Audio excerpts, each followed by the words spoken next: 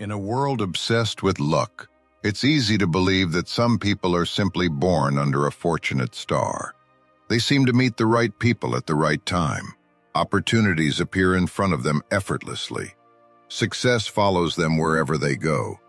Meanwhile, others work tirelessly and still struggle to move forward. It doesn't seem fair. And slowly, a dangerous belief begins to take root. Maybe life is just luck. Maybe some people have it, and others don't. But what if everything you've been taught about luck is incomplete? What if the people we call lucky understand something the rest of us overlook? The Stoics believed that luck is one of the greatest illusions of human life. Marcus Aurelius, Epictetus, and Seneca all pointed toward a truth that has the power to transform the way you see success, failure, and even your own future. Because perhaps the hidden truth about luck isn't that it controls your life. Perhaps it's that you've been giving it far more power than it deserves. And by the end of this video, you may never look at luck the same way again. If you find value in these reflections, consider subscribing and stay with me until the end. Some truths reveal their full meaning only when seen as a whole. Imagine two people standing in the same storm. One sees only darkness. They complain about the rain, curse their circumstances, and wait for someone to rescue them. The other studies the wind. They adjust their sails. They learn from the resistance. They keep moving, even if progress is slow. From the outside, years later, people call the second person lucky. But was it luck? Epictetus taught that we cannot control external events, but we can control how we respond to them. This simple idea challenges everything society tells us about fortune. Most people spend their lives chasing control over things they never truly possessed. Other people's opinions, economic conditions, unexpected setbacks, missed opportunities. When those things don't go their way, they blame bad luck.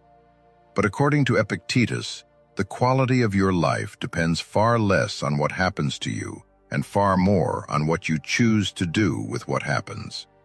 This doesn't mean hardship isn't real. Losing a job hurts. Being rejected hurts. Watching others move ahead while you struggle can feel deeply unfair. Stoicism never asks us to deny pain.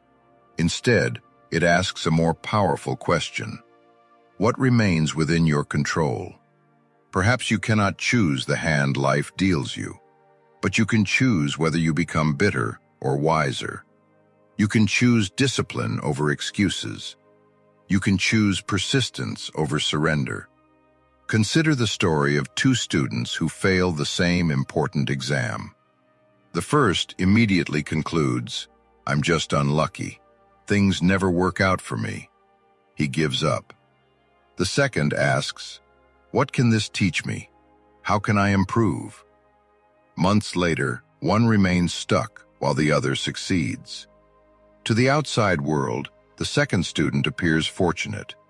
Yet what looked like luck was often resilience, humility, and the willingness to adapt. Seneca once wrote that luck is what happens when preparation meets opportunity. Think about that for a moment. Preparation, opportunity.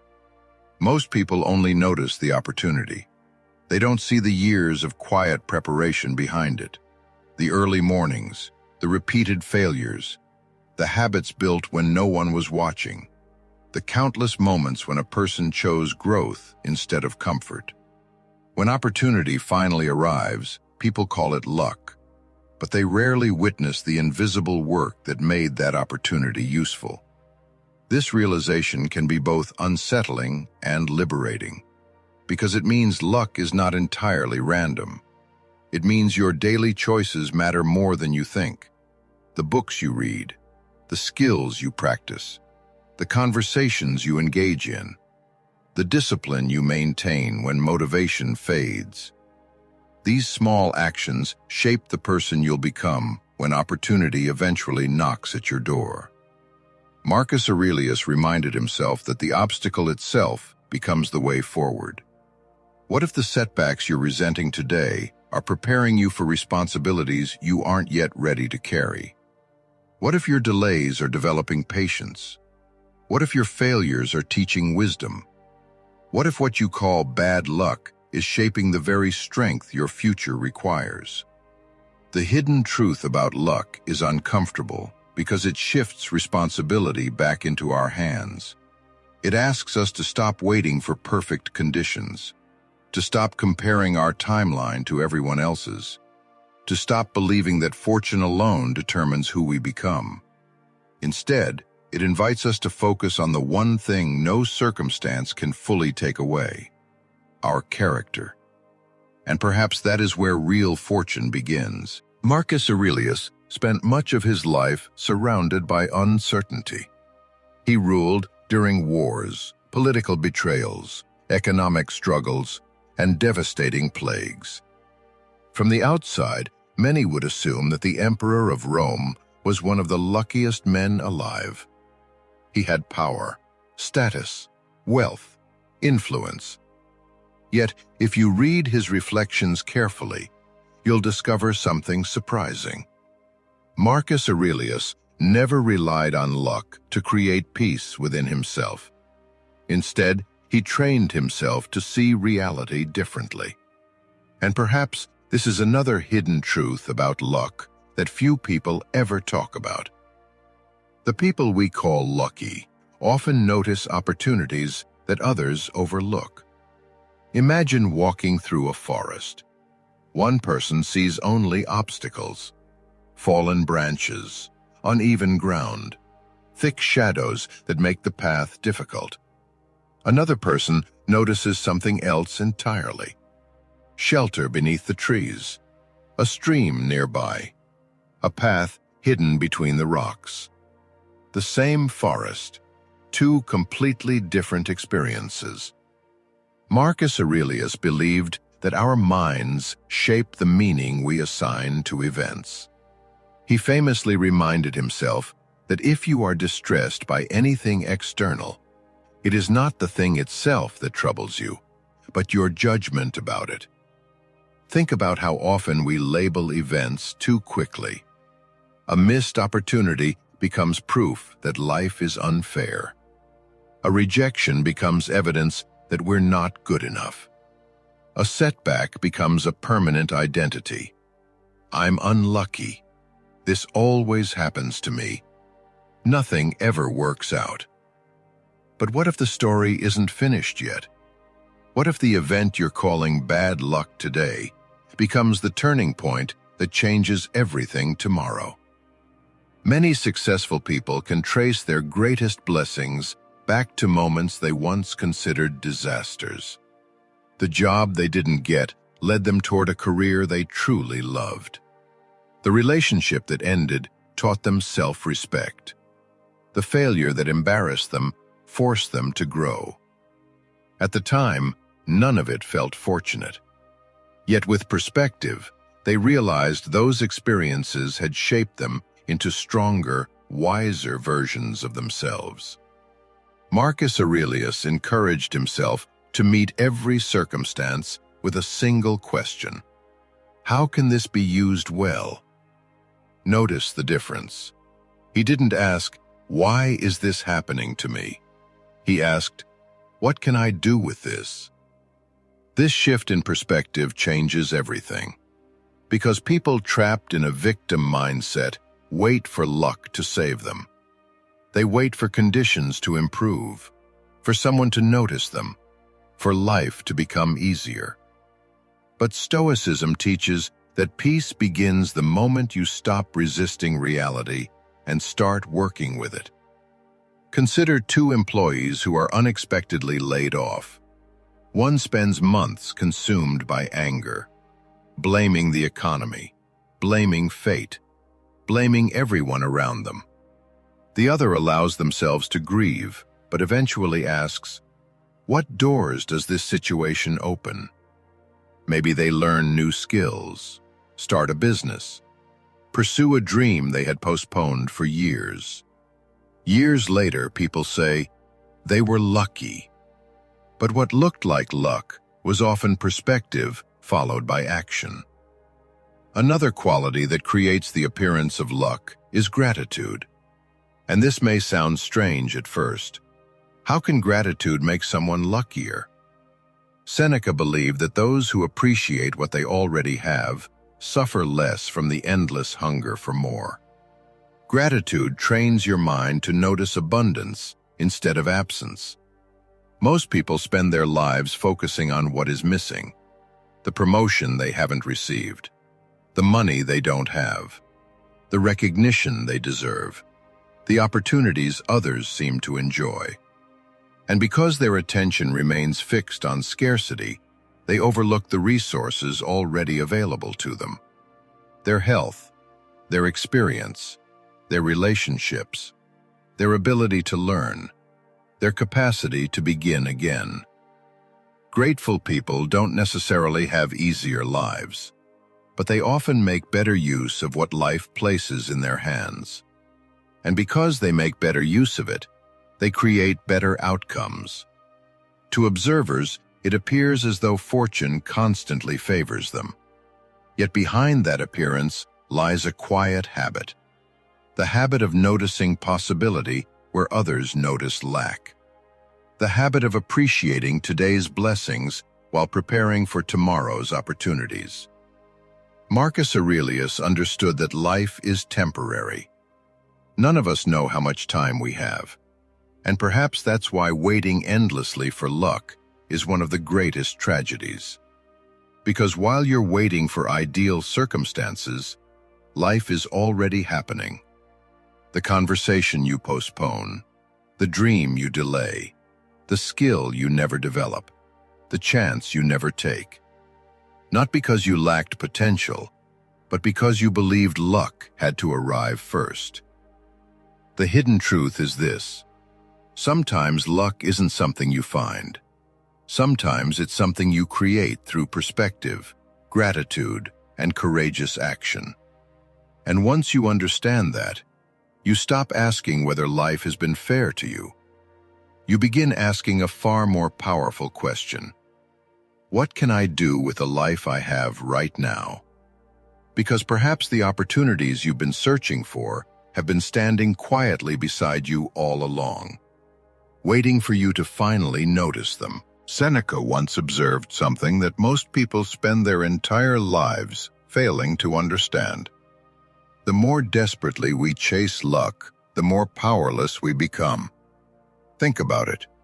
How many times have you delayed your happiness because you were waiting for life to finally go your way?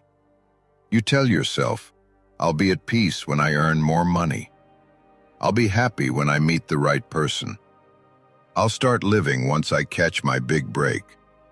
Without realizing it, you hand over the keys to your inner world to circumstances you cannot control.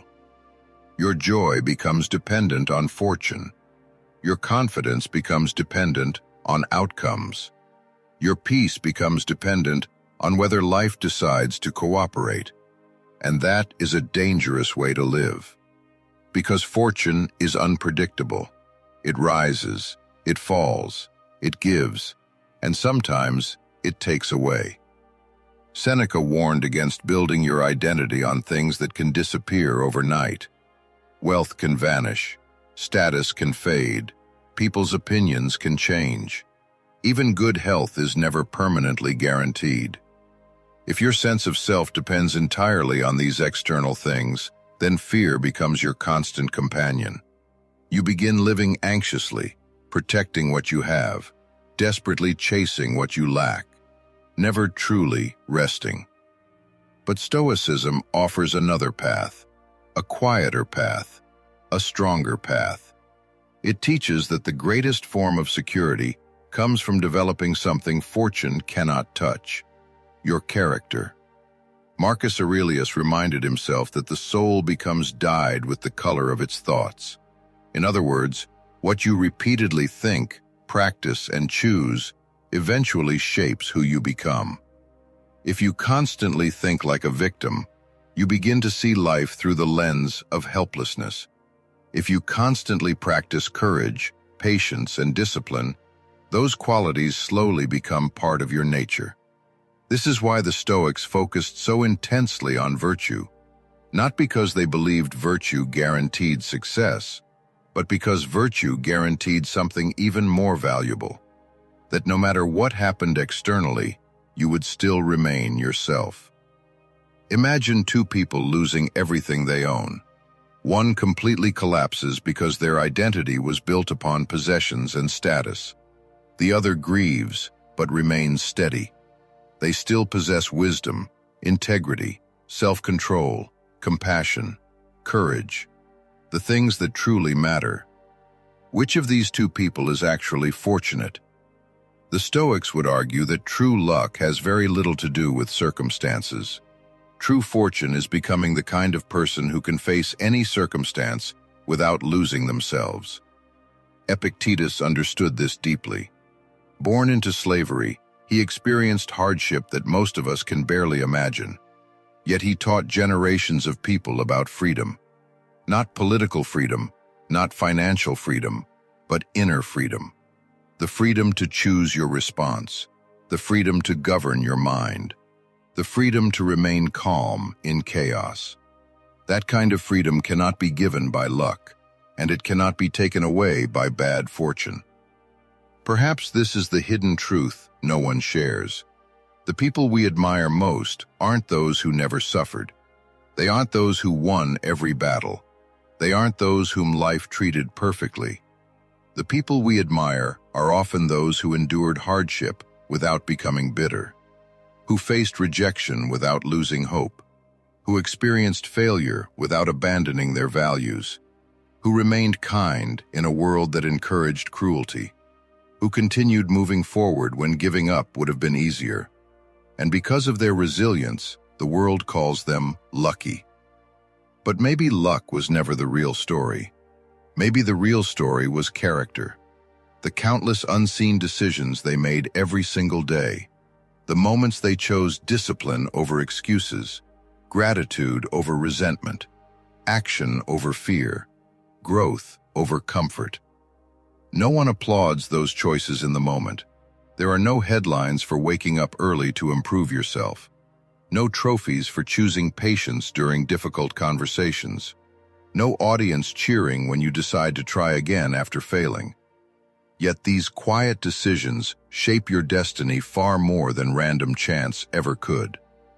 So, if you've spent years believing that life forgot about you, if you've looked at other people and wondered why fortune seems to smile upon them while ignoring you, remember this: you do not control every opportunity that enters your life. You do not control every obstacle that stands in your way. You do not control how others treat you. But you do control the person you choose to become through it all. And perhaps that is the greatest gift of Stoicism. It frees you from waiting for perfect timing, waiting for better circumstances, waiting for luck to finally arrive and grant you permission to live. Because your life is happening now, this moment, this breath, this choice, right here, right now.